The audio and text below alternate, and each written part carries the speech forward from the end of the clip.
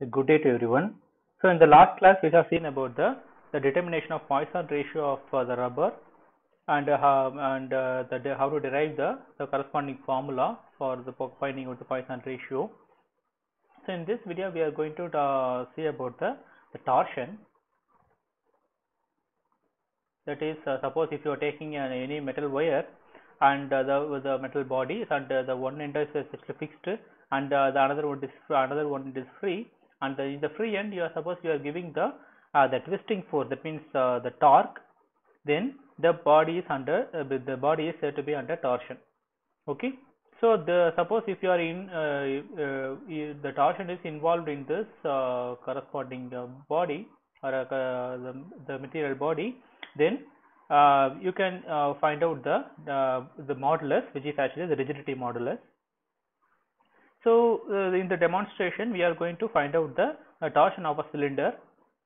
Okay, the torsion of the cylinder, and you are going to find out what is the expression for the torque per unit twist. Okay, so we are going to consider the one cylindrical wire which is having the length of L. So this is the cylindrical wire which I have considered with the length of L, and the radius is actually taken as A. The total radius is taken as A, the small a, and so this the upper end is fixed with the ceiling. And suppose if you are giving a force in this direction, you are giving some twisting force, torqueal force in the anti-clockwise direction. Then what happen is the material is going to be twisted, and so that that is a torsion will happen in this body. Suppose you consider the axis O prime, and there is another parallel line with O prime is taken as A and B. Suppose if you are twisting the material, then the point B is actually deplaced to move to the another position due to this torsion, which is said as a B prime. So the angle between the B, A and B prime is actually given by the phi, the shearing angle. So suppose if you are considering the lower end of the rod or the cylindrical wire, from the O prime you can see the axis, that means the B and B prime, that means how much is actually deviated from the original position can be the degree can be division as a theta for the lower end, and the distance between the O to B and O to B prime is taken as a x. Okay, so this cylinder is actually can be consist of the infinite number of hollow coaxial cylinders. I am considering one of that kind of cylinder here, where which is having a thickness of dx. From origin it is having the radius of x. Okay, so I consider this is the original position B, and after twisting, so this the B prime is the final position of this position of the wire. Okay, so I consider the small spot of the cylinder with the angle with the thickness of dx. Originally it is having the radius of A, but I am going to consider the thickness with the slice with the from the origin with the distance of x. Okay, so the angle of shear can be written as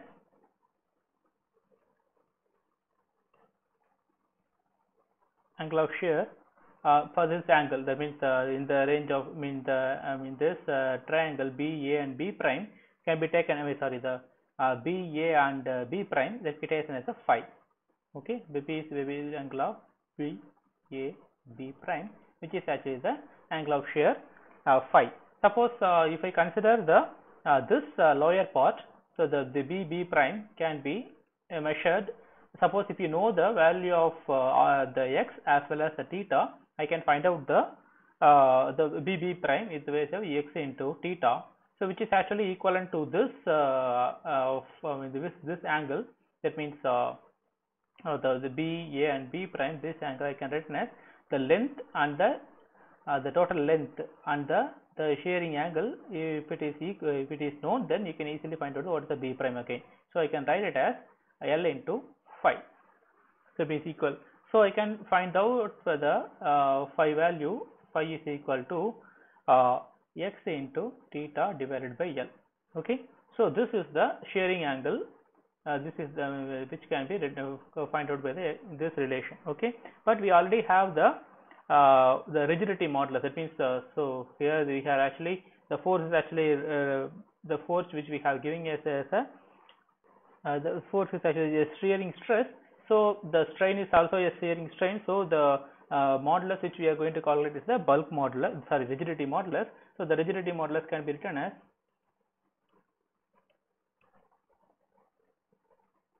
it is mentioned by the alphabet G, which is equal to the shearing stress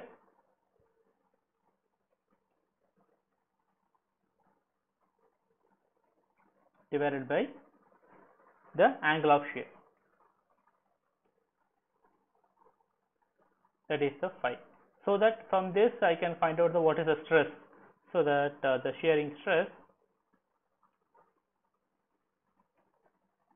which is equal to the G times of phi. I already have the value for the phi, so that I can just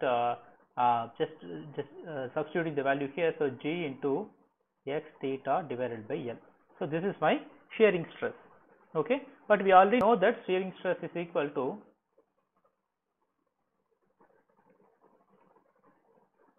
the shearing force divided by the area, total area which the force is acting. So shearing force divided by the area of cross section on which the force is acting. The force acts. Okay, so from this I can find out the what is the shearing forces, because I know the area as well as the stress. So I can easily find out the what is the shearing forces. So the shearing force, which is equal to shearing stress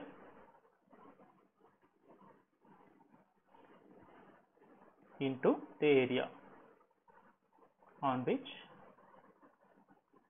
the force acts. Okay, so which can be equal to, so I already know that this area of where the area of which the force is acting can be written as the area which is equal to, because this is actually a circular ring, so that I can take it as a 2 pi of x into dx, because I have considered only this small thickness, so that the 2 pi into x into dx will give you the total area of cross section. So I can write it as 2 pi x into dx, that is my area of cross section, so that I can easily find out what is the shearing force is, that is F is equal to the shearing stress which we have calculated, G x theta divided by L into 2 pi x into dx. So this is the force acting, this is the shearing force acting on this small piece of cylinder. So I can calculate the moment of the force acting on this the entire cylinder with respect to the axis O prime. That can be written as F into x. That means the moment of force about the axis O prime. That means the central axis of the cylinder can be written as F into x, so that I can just substitute the value of F here, G x theta divided by L into 2 pi x dx into x. So the final answer is, so I can write it as 2 pi G theta divided by L into x cube dx. So this is my the moment of this force. Okay, so this is actually acting on the only in the about the small piece of the cylinder, the small piece of the cylinder with a thickness of dx, so that I can calculate the total the force acting on the torque, the total torque, twisting torque acting on the cylinder can be written as just integrating this value from 0 to a, so that I can just integrate this equation, which can be which can be written as the twisting torque.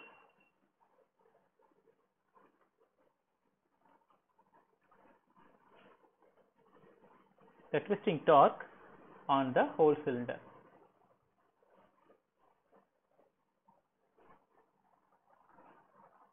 So which is having the radius of 0 to a. So this can be written as C.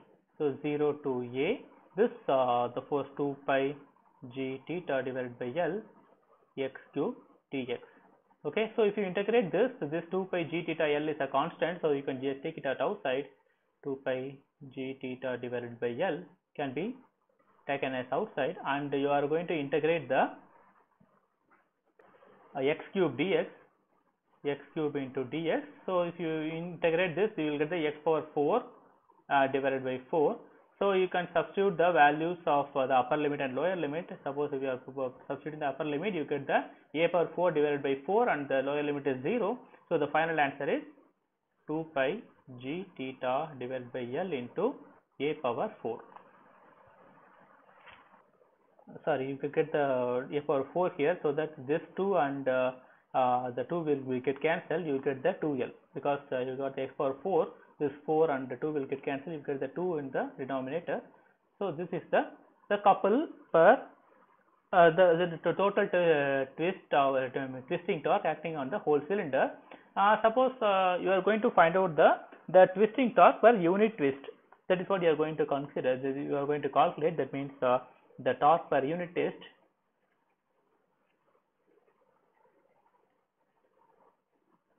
This is what you are going to calculate. That is, take it as a small c.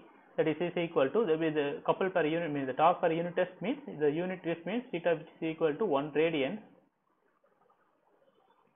Theta, which is equal to 1 radian. So I can write this as c is equal to pi g a power 4 divided by 2L. So this is the torque per unit twist which is acting on the whole cylinder. Okay, so when you are taking the theta is equal to radians, means equal to 1. Okay, so this is the equation for the coupled per twin twist. That your total twist is actually given as here. Suppose if you the angle given angle and the length and the rigidity modulus and the area, the radius of the cylinder, everything is known, then you can calculate the twisting torque of the whole cylinder. Okay, so suppose in the cylinder, suppose you are going to give a force in the clockwise direction, so that this torsion is happening in the cylinder. So once if you are rotating this metal, so what happen is there is an opposite force is also opposite force which is acting on that means suppose if this is elastic material, then there is a opposite force which will be actually stored in the material as a potential energy. So once if you release the force, suppose the material is perfectly elastic, then this work done will actually try to again replace deform the material to the same place. That means it actually moving the particle, the part of the B prime into the same position B. Suppose if this is a perfectly elastic material. So at the equilibrium, then the two torques, that means the force which you are given and the opposite torque which is acting on the opposite direction to the applied force, that will be equal when if there is an equilibrium position. Okay, fine. So suppose if you consider the cylinder with the hollow inner space, that means the hollow cylinder, then there is no the material is actually the inside of the material which is actually which may be filled with the air. That means that there is no material stuff is in outside, so that you will get the hollow cylinder. Suppose if metal is made up of this hollow cylinder, then if you are giving the torque to this hollow cylinder, then the force actually, that means the twisting torque is actually not actually equal to this equation, so that there is a small change in the equation.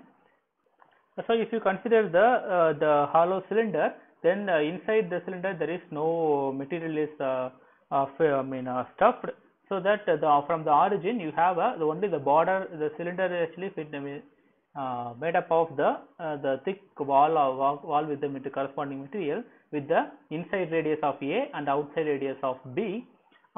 So you can just substitute this, I mean, suppose if you want to find out the twisting torque for this kind of cylinder, then I have to integrate this equation from the limit of A to B. So I am going to take the same twisting force, that means this equation, and I am going to substitute the values instead of 0 to A for the solid cylinder. I am going to consider the hollow cylinder.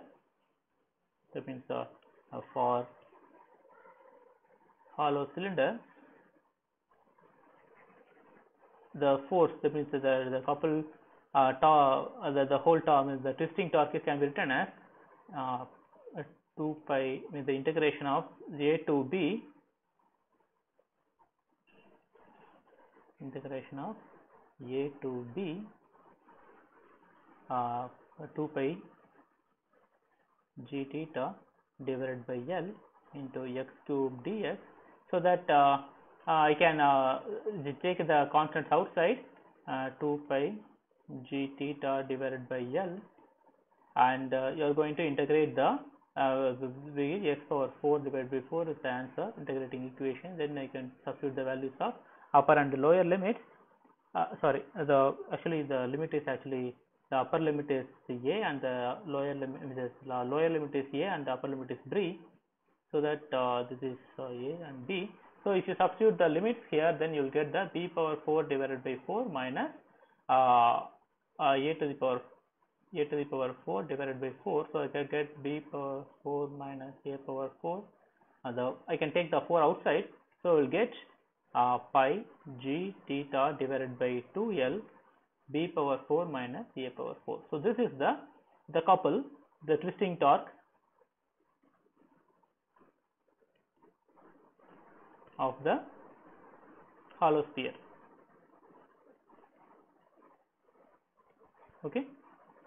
So again, if you want to find out the couple torque per unit twist, then again you can put theta is equal to 1 radians. So you will get the final answer pi g divided by 2L into the difference between the fourth power of the difference. I mean the b power 4 minus a power 4. Okay. So this is the torque twisting torque for the hollow sphere. Okay. Again, if you know the values of the different parameters, then you can find out the unknown value of the unknown value of the corresponding hollow sphere. So based on this torsion which we have seen here, I am going to solve some of the example problems. So the problem goes like this. So what torque must be applied to a wire of 1 meter long and 10 power minus 3 in a diameter in order to twist one end of it through 90 degree, the other end remaining fixed. The rigidity of the material of the wire is given as 2.8 into 10 power 10 Newton per meter square. Okay.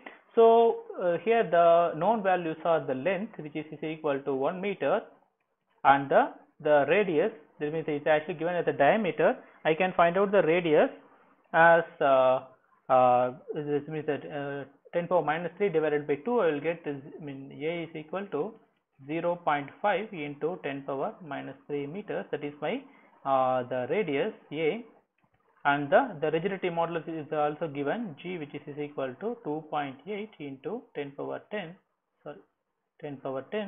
Newton per meter square.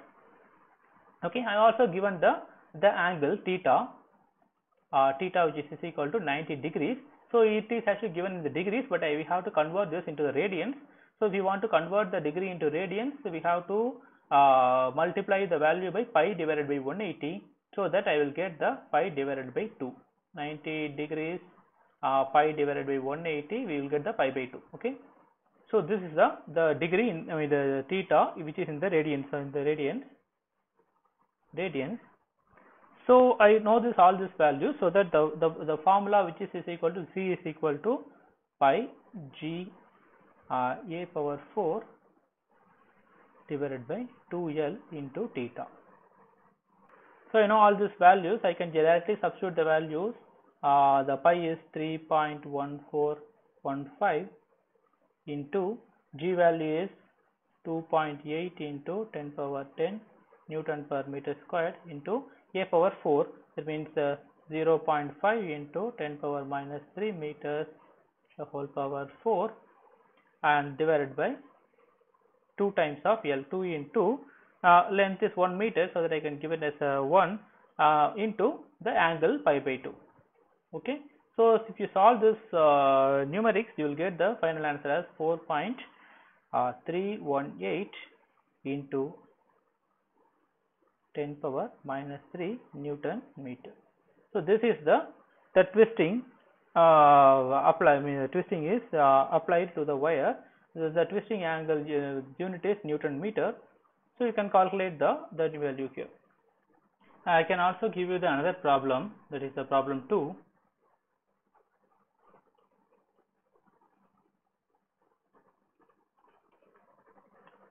A steel wire of diameter 3.6 into 10 to the minus 4 meter and a length of 4 meter, which is extended by 1.8 into 10 to the minus 3 meters under a load of 1 kilogram, and also twists by 1.2 radians when subjected to a total torsional force of torque of 4 into 10 to the minus 5 Newton meter at one end. Okay. So we have to find out what is the Young's modulus, because it is actually extended as well as twisted.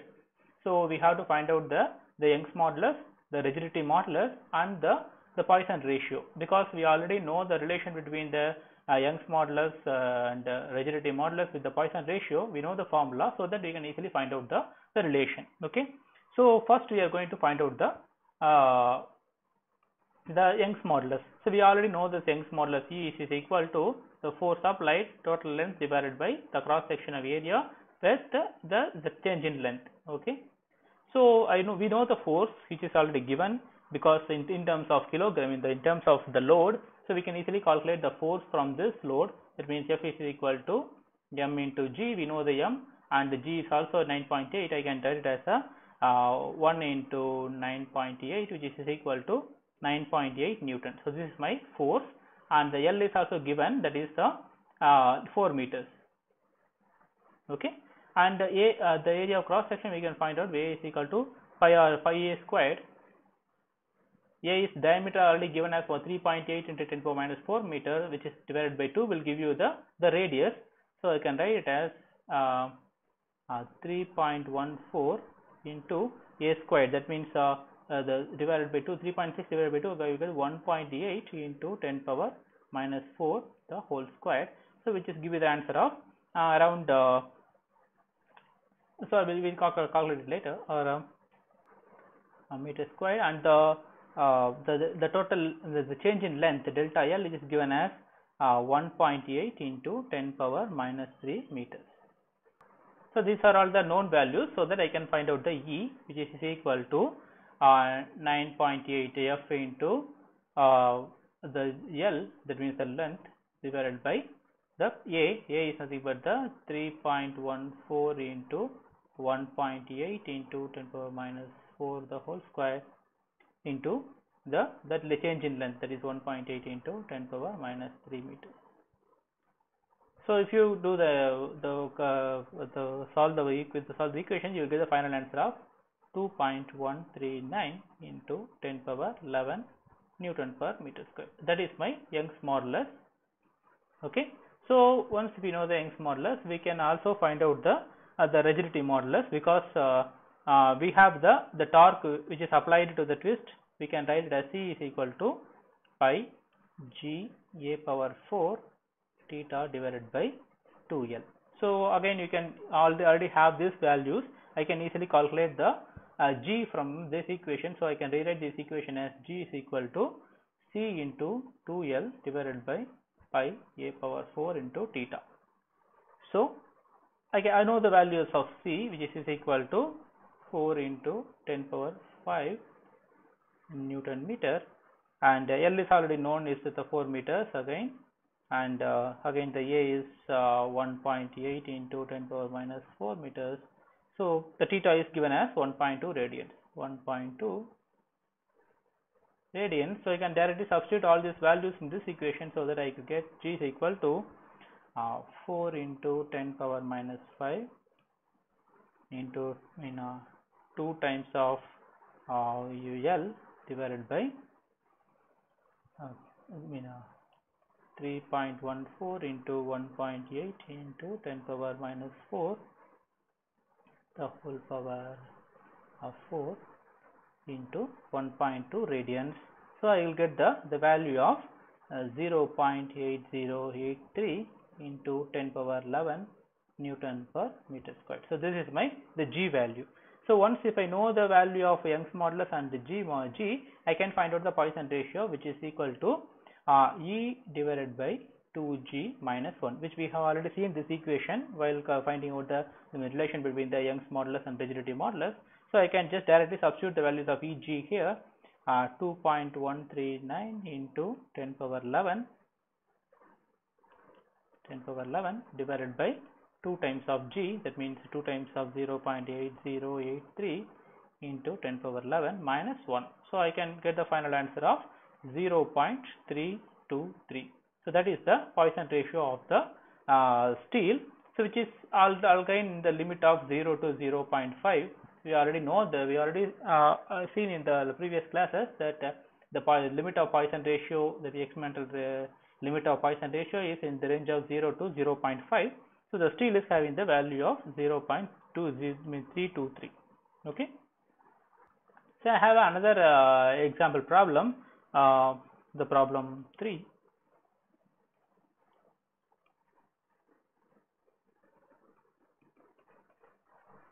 So it is already known that a hollow rod is actually having the better shaft property than the solid one.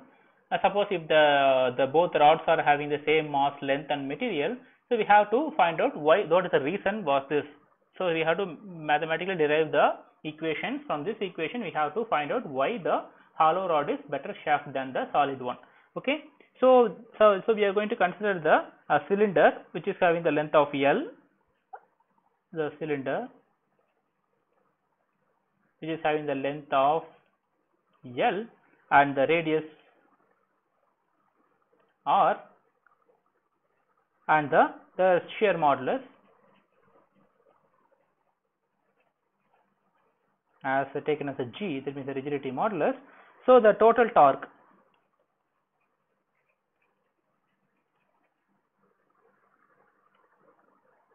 required to twist the solid cylinder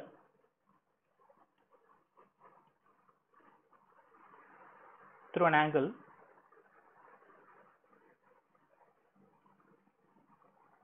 theta radians, that can be written as C1, which is equal to pi into G R power 4 theta divided by 2L. So this is the total torque required to twist the solid angle, the cylinder.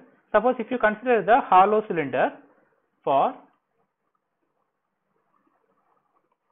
hollow cylinder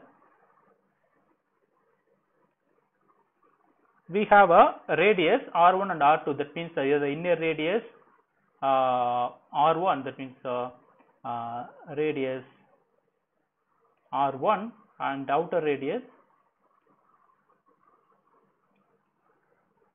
R2. So this is actually the inner radius of the material is R1 and the outer radius is R2.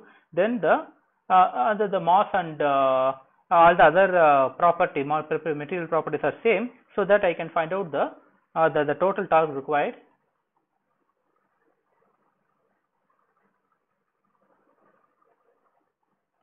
to twist the hollow cylinder through an angle, that is the same angle.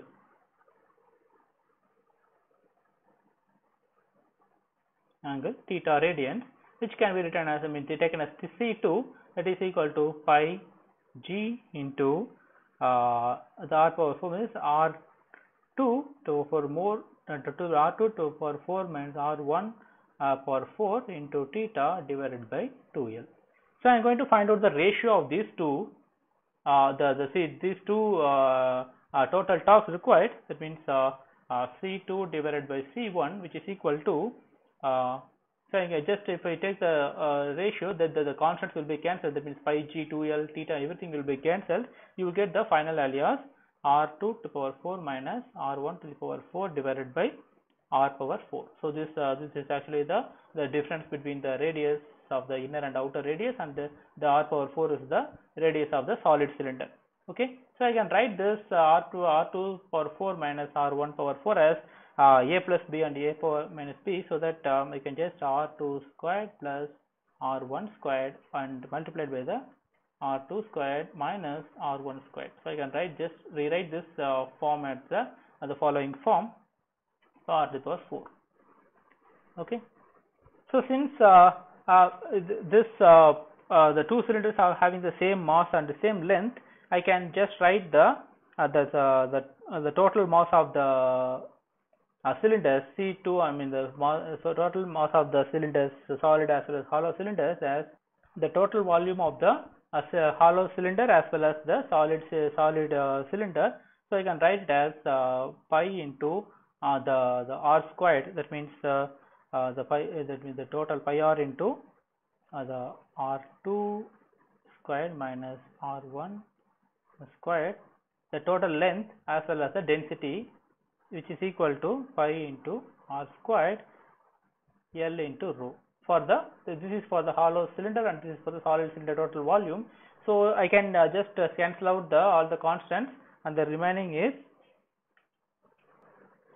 r2 squared minus r1 squared, which is equal to r squared. So this is the I can write this clearly, r2 squared minus r1 squared, which is equal to r squared. So this is the relation between the hollow cylinder and the solid cylinder. So for the mathematical purpose, I am going to add adding 2r1 squared on both sides, to both sides